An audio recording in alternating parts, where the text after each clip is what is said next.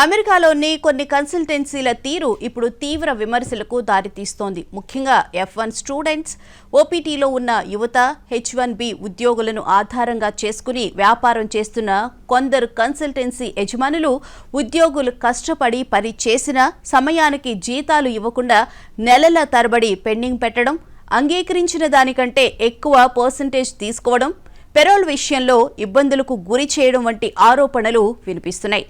ఇక్కడ ప్రశ్న ఒక్కటే, కన్సల్టెన్సీ ఓనర్లకు ఇంకా ఎంత కావాలి? ఉద్యోగి కష్టపడి సంపాదించిన డబ్బులో ముందే ఒక పర్సెంటేజ్కు అగ్రిమెంట్ చేసుకుంటున్నారు. ఆ పర్సెంటేజ్ తీసుకున్న తర్వాత కూడా మిగిలిన జీతాన్ని సమయానికి ఇవ్వకుండా ఎందుకు ఆపుతున్నారు?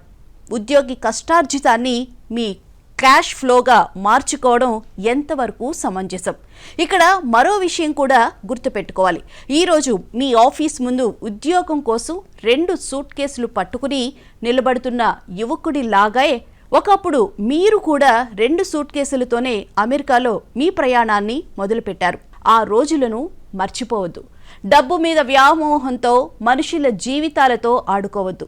ప్రస్తుతం ఉన్న పరిస్థితుల్లో ఒక్క ఉద్యోగి జీతం ఆగిపోతే దాని వెనుక ఒక కుటుంబం ఇబ్బంది పడుతుంది. అప్పులు, ఇంటి ఖర్చులు, పిల్లల భవిష్యత్తు, వీసా సమస్యలు, ఇలా ఎన్నో కుటుంబాల జీవితాలు ప్రభావితం అవుతున్నాయి. కొందరు కన్సల్టెన్సీ ఓనర్ల నిర్ణయాల వల్ల కుటుంబాలు రోడ్డును పడే పరిస్థితి వస్తే అది ఖచ్చితంగా కరెక్ట్ కాదు. పని చేయించుకున్నాక జీతం ఇవ్వడం దయ కాదు, అది ఉద్యోగి హక్కు. అంగీకరించిన పర్సెంటేజ్ తీసుకోండి, నిబంధనల ప్రకారం వ్యాపారం చేసుకోండి, కానీ ఉద్యోగి కష్టార్జితాన్ని మాత్రం ఆపకండి. వారి అవసరాన్ని, వీసా పరిస్థితిని, భయాన్ని మీ లాభంగా మార్చుకోవద్దు.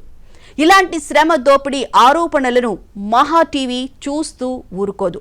బాధితుల గొంతుకుగా నిలబడుతుంది. ఆధారాలతో ముందుకొచ్చే వారి సమస్యలను వెలుగులోకి తీసుకువస్తుంది.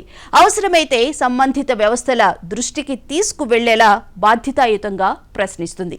ఎందుకంటే అమెరికాలో ఎదగడం గొప్ప విషయం, కానీ మనల్ని నమ్ముకుని పనిచేసే వారి జీవితాలను తొక్కుకుంటూ ఎదగడం మాత్రం గొప్పతనం కాదు.